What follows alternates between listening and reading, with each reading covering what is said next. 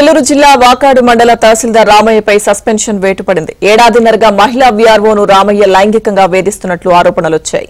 ఇటీవల ఏకంగా వీఆర్ఓ ఇంటికి వెళ్లి బెడ్రూంలోకి దూరాడు. దుస్తులు తీసేసి వికృతంగా ప్రవర్తించాడు. తహసీల్దార్ రామయ్యను వీఆర్ఓ తల్లి చీపురుతో కొట్టింది. తహసీల్దార్ వికృత చేష్టలపై ఏబీఎన్ ఆంధ్రజ్యోతిలో కథనాలొచ్చాయి. దీంతో తహసీల్దార్ రామయ్యపై తిరుపతి జిల్లా కలెక్టర్ సస్పెన్షన్ వేటు వేశారు.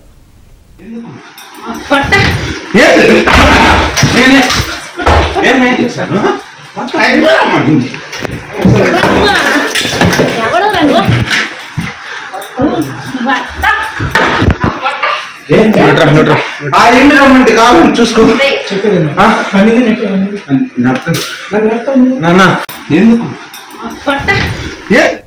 తహసీల్దార్ రామయ్య సస్పెన్షన్ కి సంబంధించిన అప్డేట్స్ మా ప్రతినిధి మహేష్ అడిగి తెలుసుకుందాం.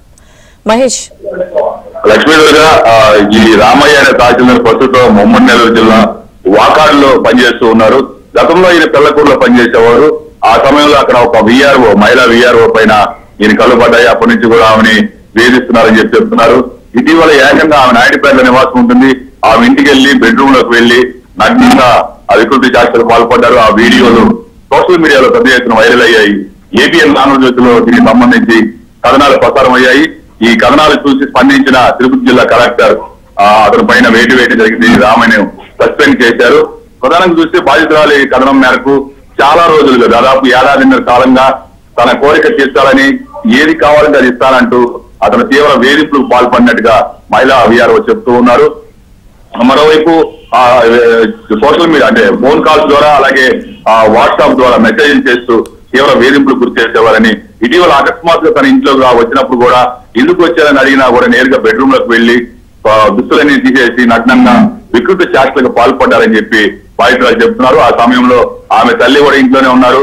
ఆమె నేరుగా వెళ్లి చీపురుతోటి ఆయనకి దేహశుద్ధి చేసింది. దాంతో అక్కడి నుంచి పరారయ్యారు.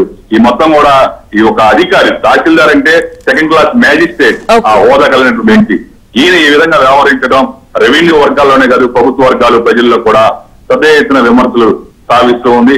మరోవైపు తహసీల్దారు కావాలని ఈ విధంగా చేశారు, కొన్నాళ్ళుగా అక్రమ సంబంధాలు ఉన్నాయి, కొంతమంది విలేకరులు ఇదంతా కూడా చిత్రీకరించి అకస్మాత్తుగా ₹1 డిమాండ్ చేశారని చెప్పి తహసీల్దార్ రామయ్య వెర్షన్ చెప్పుకొస్తున్నారు. ఏదేమైనా కూడా ఒక తహసీల్దార్ అయి ఉండి ఈ విధంగా ఒక మహిళ పట్ల అసభ్యంగా ప్రవర్తించడం తీవ్ర విమర్శలు సాగిస్తుంది. అధికారులు కూడా దీన్ని సీరియస్ గా పరిగణలో తీసుకున్నారు.